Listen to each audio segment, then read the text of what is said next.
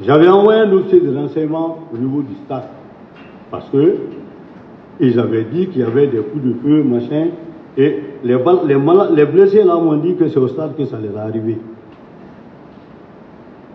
L'officier est venu me rendre compte. Parce que les outils de renseignement, je n'ai pas besoin de téléphone. Vous pourriez vous venir me le faire. Ah, on est parti, le stade est vide, mais ce sont les policiers qu'on a trouvés là. Qu'est-ce qu'ils sont en train de faire? Ah, ils sont en train de faire des travaux de police technique parce qu'on a vu les gens de la DCPJ. Parce que les éléments de la DCPJ, quand vous voyez, ils ont des jaquettes où ils ont des coupeaux où c'est marqué DCPJ. Et du bon, il se trouve que la police est déjà sur le terrain là-bas. Qu'est-ce que nous, on va faire finalement? Néanmoins, montons une commission d'enquête. Parce que j'avais déjà eu quelques informations avec les gens-maris avant leur départ pour dire que c'est au stade que ça les est arrivé. Donc pour moi, automatiquement, il faut mettre une commission d'enquête. La commission d'enquête, dès la soirée, elle a été mise en place, composée d'officiers chevronnés en exercice de police judiciaire. Entre-temps, le chef d'état-major général des armées, par intermittence, m'appelait parce qu'il nous avait dit « Je vous appelle ». Et ça, dans la discipline militaire, on ne joue pas avec. Quand le chef vous dit « Je vous appelle », et vous vous mettez à l'appeler intempestivement. Non, je vous appelle. Donc, chaque fois, il m'appelait, je lui disais, je suis sur le terrain, je fais ça, je fais ça. Il dit très bien, continuez. Sauf que, quand les agents m'ont envoyé cette information-là, pour dire que les gens étaient déjà sur le terrain là-bas, et qu'il y avait la police, je l'ai appelé pour le rendre compte. Il a dit, nous sommes au courant déjà. La mission était terminée.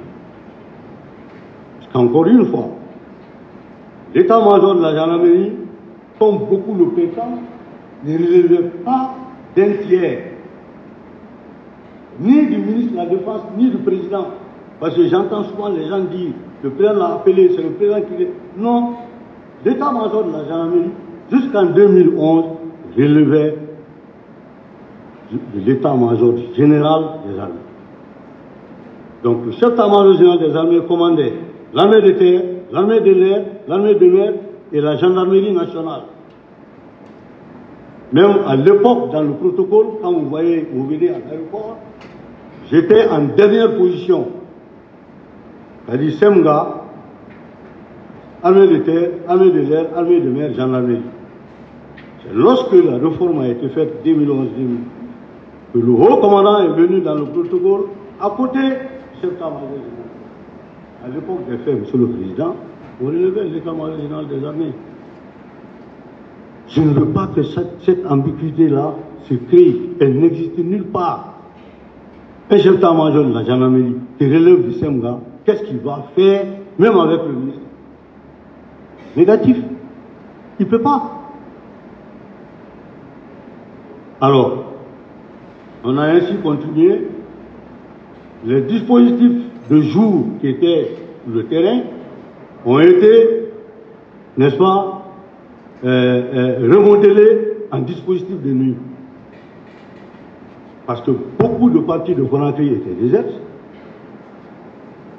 Et on entendait de petits bruits dans beaucoup de zones. Par la suite, n'est-ce pas, du mécontentement de certains jeunes dans certains quartiers chauds de Conakry. Donc, on a mis le dispositif de nuit pour les patrouilles. Là, le matin, j'ai reçu des informations selon lesquelles la commission d'enquête qui a été mise sur place doit céder le pas à une commission d'enquête que l'État met en place pour enquêter, n'est-ce pas, l'ensemble des événements qui se sont passés. C'est ce que moi j'ai pris en compte. Donc, les hommes sont restés. Je crois que 2-3 jours après, on m'a envoyé une correspondance au ministère de la Justice me demandant un certain nombre d'officiers à mettre à disposition de cette commission pour les enquêtes. Et que cette commission devrait être présidée par un magistrat. Ce qui a été fait, et le reste, Monsieur le Président, je vais me limiter là. Sauf que j'allais insister sur le paramètre moins.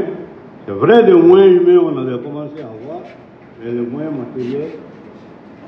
Ensuite, le deuxième paramètre, la foule. Très rare. J'ai rencontré des foules aussi nombreuses et qui faisaient face à des forces de l'ordre. Mais, je le dis, puisque je n'ai pas ordonné de s'approcher à ces foules-là, je n'ai pas fait de morts, je n'ai pas fait de blessés. Des véhicules à des endroits qui ont été tapés, mais par après, le tout est revenu à la normale. Si je peux me limiter là, Monsieur le Président,